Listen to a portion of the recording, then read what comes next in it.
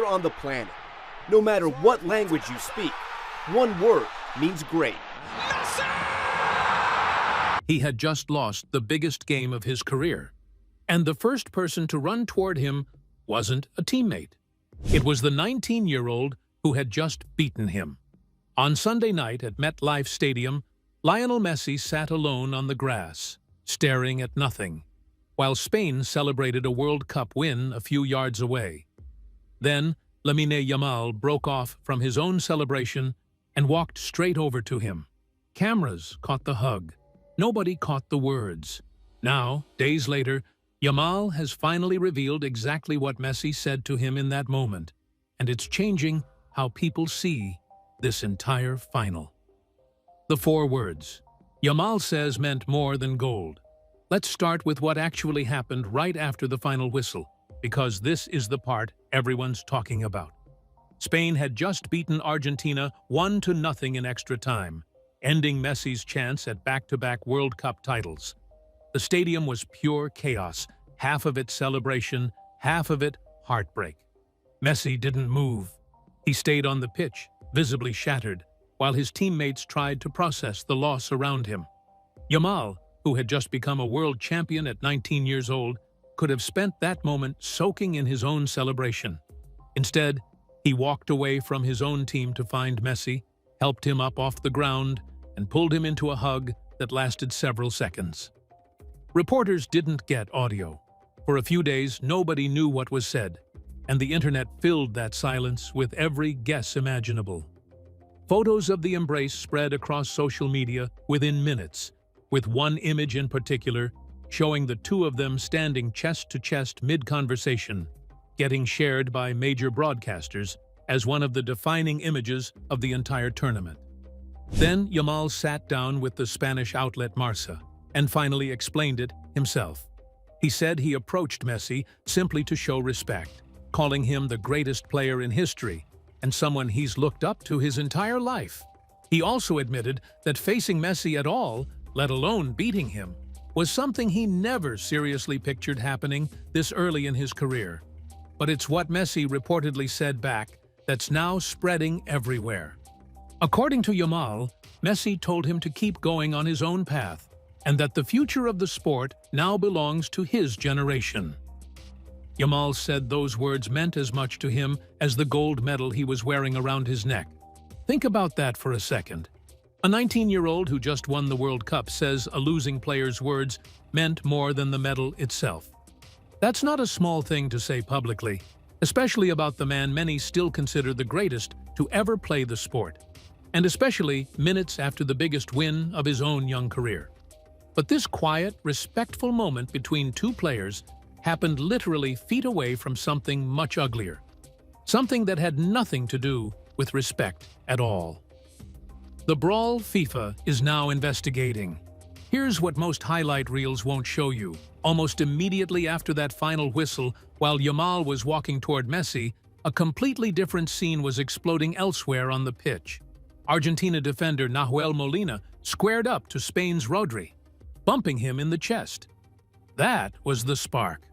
Spain's Eric Garcia stepped in to defuse it, and instead, Argentina's Leandro Paredes turned on him, shoving a hand toward his throat. Paredes had already been booked earlier in the match and somehow avoided a second yellow card on the field, but this was worse. As Argentina's own head coach, Lionel Scaloni, rushed in trying to physically separate players, Paredes spun toward Spain's 21-year-old midfielder Gavi and threw him to the ground.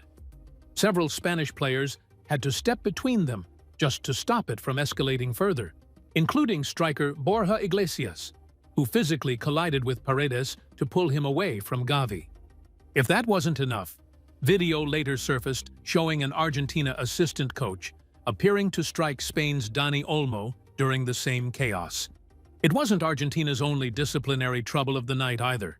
Midfielder Enzo Fernandez had already been sent off earlier, in second-half stoppage time, for a challenge on Spain's Pau Cubarsí, meaning Argentina finished the match down to 10 men well before the brawl even started. Former England captain Alan Shearer called the scene terrible on live television. Gary Neville specifically singled out Paredes, saying his behavior was a disgrace and questioning how he'd been allowed to stay on the pitch as long as he had.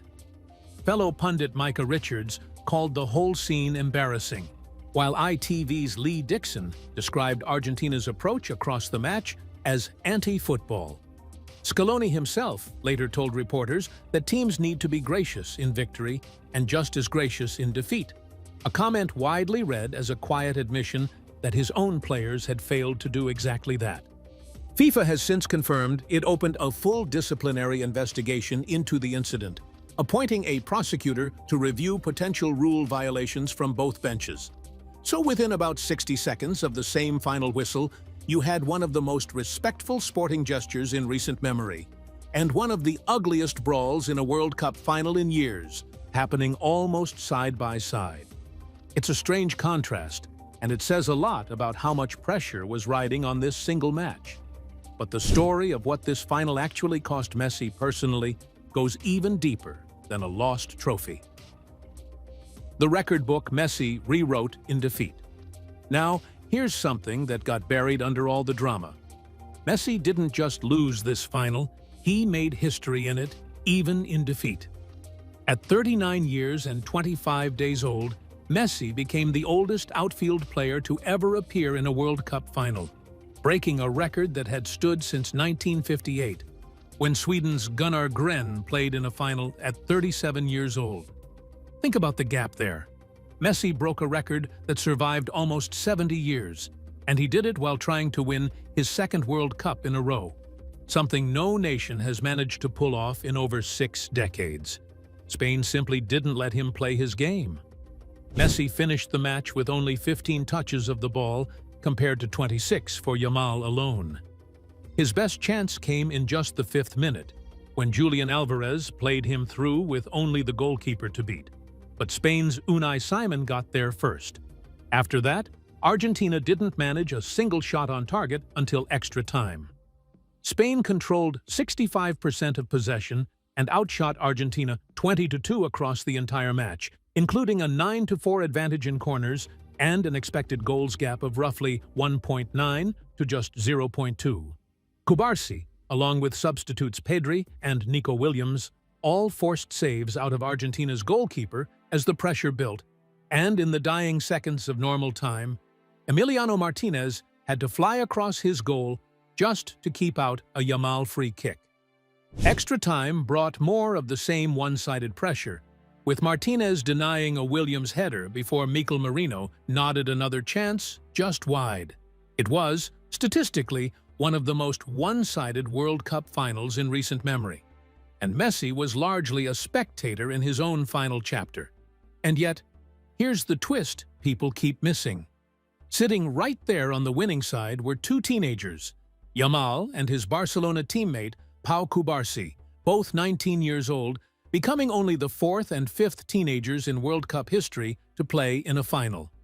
Every teenager before them who played in a final ended up winning it too, going back to Pelé at 17 years old in 1958, Italy's Giuseppe Bergomi at 18 in 1982, and France's Kylian Mbappé at 19 in 2018. So on the same night Messi set a record for being the oldest player on that stage, 2 teenagers were quietly setting one of their own. That collision of numbers wasn't happening in a vacuum either. Off the pitch, Messi's own boyhood club had already been making moves that had nothing to do with sentiment. A transfer war. Barcelona started weeks before kickoff. While all of this was unfolding in New Jersey, Barcelona was fighting a completely separate battle back in Spain, and it involved another Argentine World Cup player entirely. Weeks before the final, Barcelona president Joan Laporta confirmed the club had submitted an official offer to sign striker Julian Alvarez away from Atletico Madrid. But he made it clear the offer wouldn't stay open forever, setting a deadline tied to the end of the World Cup, with some reports pointing to the end of July as the hard cutoff. Atletico's response was immediate and blunt. Club CEO Miguel Ángel Gilmarín publicly stated Atletico wasn't selling Alvarez under any circumstance, reportedly rejecting a bid worth close to 200 million euros, and insisted he had personally told Laporta to stop discussing the player in public altogether. Atletico president Enrique Cerezo went even further, telling reporters that Laporta already knew exactly where Alvarez would be playing next season. A not-so-subtle way of saying the answer was Atletico and nowhere else. Cerezo was also asked directly whether the club could forgive Alvarez for publicly pushing for a transfer, and he responded that everyone makes mistakes in life and that all could be forgiven, while still insisting Alvarez remained an Atletico player. Adding another wrinkle, Alvarez is contractually tied to the club all the way through June of 2030, giving Atletico very little financial pressure to negotiate even if they wanted to. What made this messier is that Alvarez himself had already gone public during the tournament, expressing his own desire for a transfer and effectively putting pressure on his own club from the inside. Especially one who was simultaneously trying to help Argentina win the World Cup final.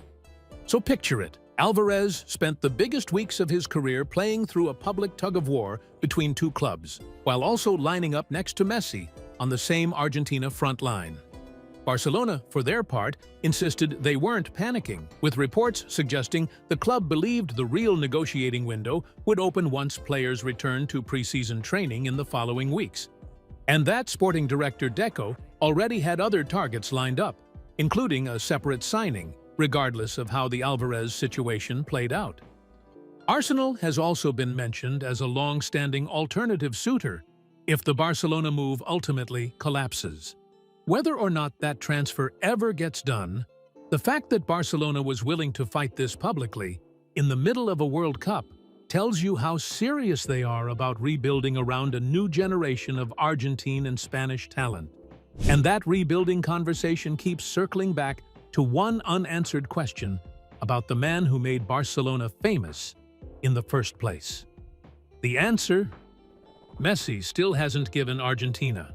Messi has not announced his retirement from international football. He hasn't said this was his last World Cup, but he also hasn't denied it, and that silence is doing a lot of talking on its own. He's 39 now.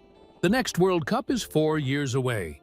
Even by the standards of modern sports science, asking a 39-year-old to chase a fourth World Cup appearance at 43 is a stretch nobody is quietly pretending isn't real. Messi already won the trophy in 2022, the one achievement that had eluded him for almost his entire career. This tournament was supposed to be the encore, a chance to do something no nation had done in over 60 years, defend the title. Instead, Spain shut him out of the game entirely, and Argentina didn't manage a shot until the match was nearly 2 hours old. Across the whole tournament, though, Messi still finished with 8 goals and 4 assists, numbers that would be a career year for most players, delivered by a man in what might be his final major tournament. Argentina scored 19 goals on their way to the final, an attack good enough to get them that far, but not good enough to get past a Spanish side that hadn't lost a competitive match in years. Where does that leave Messi? He didn't storm off after the loss. He didn't lash out at his teammates or the officials. By most accounts, his reaction afterward was calm, even reflective, more focused on what the tournament run meant to the people around him than on the scoreline itself. Several outlets reported that Messi remained composed through most of the aftermath, only to be visibly overcome with emotion later, during the medal ceremony itself, when the full weight of the loss and the possibility of an ending seemed to catch up with him all at once. That kind of response, quiet instead of furious, is usually what people point to when they suspect someone already knows an ending is near, even if they're not ready to say it out loud yet. Argentina's coaching staff have not publicly pushed him one way or the other, leaving the decision entirely his own to make in the coming months. And if this really was his final World Cup appearance, the way it connects back to Yamal becomes even harder to ignore, because their story together didn't start this year. It started almost 2 decades ago, in a picture almost nobody remembers being taken. A photograph taken 19 years before this final. Back in 2007, Barcelona's charity foundation put together a calendar to raise money for UNICEF.